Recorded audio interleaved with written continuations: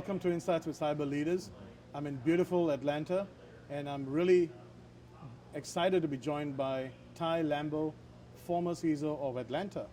Taiye, welcome to Insights with Cyber Leaders. Thank you, sir. Thank you. So Insights with Cyber Leaders, Taiye, is all about you, your guidance, your insights on how you've made it, right? You've done a CISO role in Atlanta, and I know you've done a lot of other things. Yes. So if I may begin, Right. if you can share with the viewers your journey, where you're from and how you've landed up in such a wonderful position. Sure. So just to say, I was CISO for Atlanta up to July 1. Actually resigned and came back into private practice July 1. My journey is very interesting. Been in IT roughly 30 years. I'm actually not that old, but I started out in IT very early. I come from very humble beginnings. My father is a big inspiration in my life.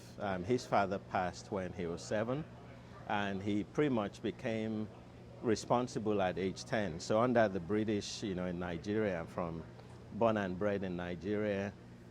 He pretty much, bootstrapped himself and became what they call a pupil teacher at age 10. Okay. And he looked after his mom and rose up to become a professor, within pretty much 20 years of starting his career. Right. Very well known, very well respected all over the world. My mom's a PhD as well. So I really grew up as, the first son, or the only child, the only son, I'm sorry. Have a twin sister, but the only male in the family. Right. And I grew up pretty much not being very academically inclined. And my parents were extremely patient, right? Because they knew I had a knack for breaking things and also fixing things, which is basically what a hacker does. Right. And they kind of encouraged me to do that to the point where I ended up pursuing a degree in electrical engineering. In Nigeria? Okay. A place called University of Ilorin, right. which is one of the best engineering schools back then. It was a 5-year degree, right. Very intense, very demanding. So somehow managed to survive that 5-year ordeal. Excellent. And then moved to England at 21 and did my master's in business information systems from the University of East London, which used to be a polytechnic. And it's very funny. I always tell people I started from the top and then I kind of went downhill. But my first job coming out of my master's degree was I was IT manager for a mailing house, and I was the only minority, mailing house, a direct mailing company, a marketing company in East London. Right. Actually in Essex, which is east of London. And that job, I was there for 6 months, and it became kind of the foundation for my entire IT career. And then 3-4 years into that job, actually I left that job, I got into security. And it'll be 20 years in next year. So 19 years in information security when very few people knew what that was. So from Nigeria yes. to London. Right. And then to the land of opportunities called America. So in 2002, right. So I had lived in London for 10 years, done consulting for like some of the top companies in London, government agencies, and I really felt a need to started a security company called Cyber Europe, which is, we did ethical hacking back then. Right. But I really felt that even though I had the right skills and everything, I was kind of at top of my profession. Like I said, I started out my profession as an IT manager for a small company. But I felt like I wasn't maximizing my potential. So in 2002, family and I, with 2 young kids, moved to Atlanta as the land of opportunity for 2 reasons. Atlanta was known at the time as a mecca for black professionals, right? So that was a big plus. Interesting. The bigger plus was the weather was much nicer than London. Probably closer to Nigerian weather. Right. So in London, it's always sunny here. Always sunny. Always sunny. So that was a big attraction, and the quality of life was also a big thing as well. Raising the family. Atlanta is so spread out. So basically came to Atlanta, pretty much most people say they came with $20 in their pocket. We came with 10 luggages and a second mortgage to help us relocate. Right. So basically within a few months, started doing work for the states as a consultant, around helping them build a security program around the ISO standards, which used to be a British standard, which is one of my skill set. And I founded a training program, trained a lot of practitioners in the industry. And so I've kind of been in and out of being an entrepreneur and then going back into corporate CISO roles. Full-time employment. Right. My most recent gig was actually working for the city of Atlanta, responsible as their first CISO, responsible for 40 departments, from the world's busiest airport, which is Hartsfield International, 100 million passengers a year. I think Beijing is next. They clocked 100 million last year, to Atlanta Police Department, to our watershed services. So 40 departments. And I started out with a team of 2, me and 1 direct report. By the time I left, about 18 months later, we had a team of about 8 or 9, including 3 interns. Excellent. And then we also had a budget. I built a strategic plan, a 2-year strategic plan. Was halfway through implementing that plan, even got support as high up as the mayor and the mayor's cabinet, my boss, who is the CIO, or my former boss, who is the CIO/commissioner for IT. But for me, it was really a mission to give back to Atlanta, because this is truly the land of opportunities. Started 3 security companies here, had customers from the UN to big name companies like Microsoft, right? Excellent. So I really feel that Atlanta is a very good place for security talent, but it's also a good place for minorities, that want to get into cybersecurity. So that's what I wanted to, a nice segue into the next question is ethnical minorities. Yes. And diversification and diversity rather in cyber and IT. So for those viewers who are, the ethnic minority origins, many of them may be wondering, is it worth going into management, CISO, entrepreneurial stuff, and cyber? And cyber still has many, many, many years of opportunities ahead. Yes. So what kind of advice would you give them? What should they do? How should they do it? What I would say is the first step would be have a mentor, right? I mean, nowadays, so when I started out in IT, I didn't have any mentors, right? I had people who provided advice, but I didn't have anyone that I said, I want to be like that person one day. I pretty much was a trailblazer, right? Every company I worked for, I was the only minority. It's kind of the token minority guy. I just happened to have the skills, which they dearly needed. But the key thing is having a mentor, having somebody that, one of the interns we hired in the city of Atlanta actually did a good job at selling himself to me by saying, I want to have your job one day. And I'm like, wow, this is a guy I can mentor, right? Because he already knew what he was aspiring for. And I said, how about you have my job, but you have something even bigger than my job, right? You have even a bigger opportunity. That's the kind of mentoring that I think young people especially, or people who are moving from one career to another, considering a change of career, start with having a mentor. The other thing is... So if I may interrupt you, sorry. Yes, sir. Yes, so sir. More and more ethnic minorities who have made it need to also put themselves up for being mentors. Absolutely. One thing, my favorite globally, it's easy for somebody to aspire to be somewhere if they see somebody that looks like them or has a similar background like them in that position, right? So, very much. What I always tell my kids was, until we had an African American president, I could never tell my kids you can become president if you want to. Maybe president of Nigeria, but they're like, well, Dad, I wasn't born in Nigeria. I never even lived in Nigeria. So how can I become?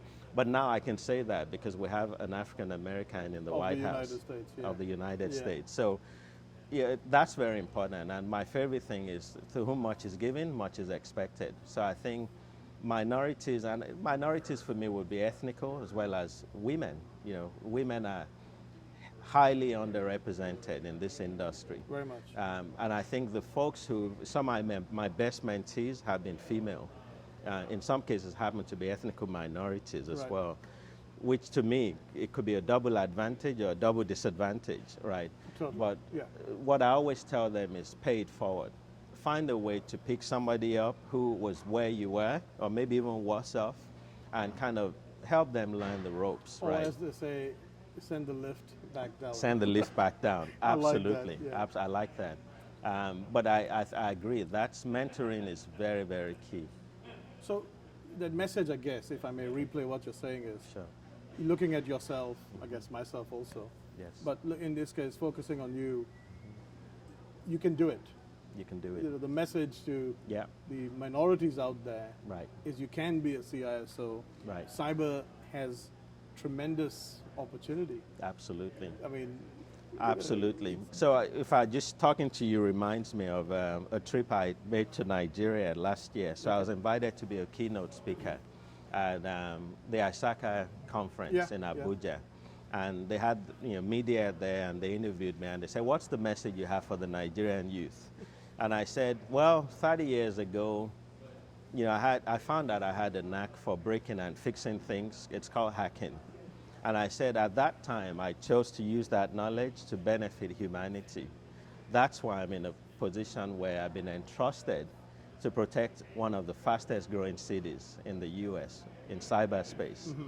I said, if I look at just naturally as a Nigerian, most people don't trust us. We have the small percentage of people that give us a bad name. This is my message to the Nigerian Right, youth. yeah. But I said, if you can earn the trust and you have the skills, you can go really far. You Yeah. can really, really go far. And I'm a good example of that. And I said, instead of using those skills to make quick money, to defraud people, the whole 419 email scam, which I always say, Nigerians invented it, but other people monetized it. I say you could actually use that knowledge to benefit humanity. And that's what I chose Yeah. to do, 3 Excellent. decades ago. so on that note, very Yes. briefly, and we've touched on some of the topics, but if someone's sitting in front of you looking for a job, are there 2 or 3 things that you can say these are the absolute must-haves, and then I will consider this guy or girl this woman or man for a job? Sure. I'll say the first one would be they have to be teachable. So they have to be humble. They have to be Hungry.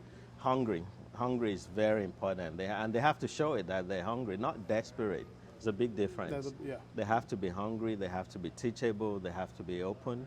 The other thing is they have to think. They have to have a critical mindset. Information security requires that you think, or cybersecurity requires that you think like the bad actors. You have to think like they think. So if I think about how I got into security, my first job was hacking into a firewall for a customer. So it was actually ethical hacking. Yeah.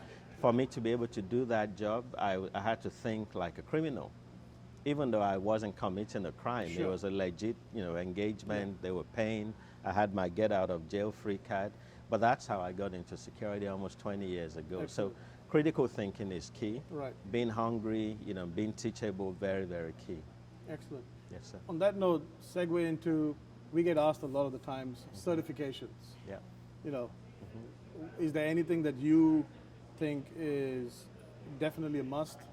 Not a certification junkie, Sure, those who do too sure. many certifications. Absolutely. 1 or 2 certifications that someone should absolutely do? So I have all the certifications, long. I never used to put them after my name anymore Yeah. because I ran out of space. So that's what got me a lot of the jobs in the very early days because it's a good differentiator. But my challenge is having the certification without the knowledge and the experience. If you don't have the experience, if you have the knowledge, you can learn to get the experience, Yeah. right? You can acquire the experience. But just having a cert for the sake of having it, it's not worth anything to me as a CISO. If I was hiring someone, my focus is more on the knowledge. What is the unique knowledge, the unique perspective they bring to the table? And so I focus more on education-based certs that not just teaches you how to pass the test, Right. but changes your mindset, really challenges you about taking more of a risk-based approach, Yeah. more of a business approach Very much. to security as opposed to like a technology approach. Does that make sense? Definitely. Okay. So, industry is growing, Ty. Technology is becoming really good, Yeah. and there's no end to technology that is defending and protecting cyberspace. Why are we, or are we losing the battle still? Are we winning the battle? What is your opinion? My honest opinion is we're losing the battle, but I think we can at least catch up with the bad actors. It's like every time we leave our homes, we lock our doors, we'll close our windows. Or if we have our windows open on our second floor, we don't have step ladders laying around the front porch or the backyard. The same thing applies in cyberspace, what they call cyber hygiene, doing the basic things. Yeah. So I think what I'm finding is what to me is common sense is not commonly practiced. Right. Isn't that often very common? Absolutely. So I think we need to get back to the basics of cybersecurity. So locking our doors, closing our windows, and getting rid of the step ladders, which could be the exploits. I think we also need to start taking more of a people-process approach. A lot of the major breaches we've seen happen because of weaknesses in people. It was the human firewall was exploited. The same thing we've been preaching for 20 years. Yeah. If you look at most sophisticated attacks, started with a phishing email. It's a human. They exploited the human. So I would say let's get back to the basics of information security, which is people process, and making sure we lock our doors and lock our windows and get rid of the step ladders that could be used as exploits. Excellent. Yes, sir. So I wanted to, before we could go on and on, I know, but I wanted to touch on Cyber Management Alliance, my company, right, and my partner is, and we're running the Insights with Cyber Leaders. Okay. And part of that initiative is, one, to produce video series like this, so that people can learn and be inspired, as you're saying, but also to start global and virtual mentoring, guidance via webinars and stuff. So am I okay to say you are on board with this initiative? I love to mentor. Anything to do with knowledge sharing. I think I call it the Lambo curse. I've come from a family of teachers, so I like to impart knowledge, sometimes bad knowledge, but for the most part, good knowledge. So anything to do with imparting knowledge, helping the next generation, sign me up for it. I'm definitely open to it. Taiye Lambo, thank you so much for joining me. Thank you, sir. Thank you.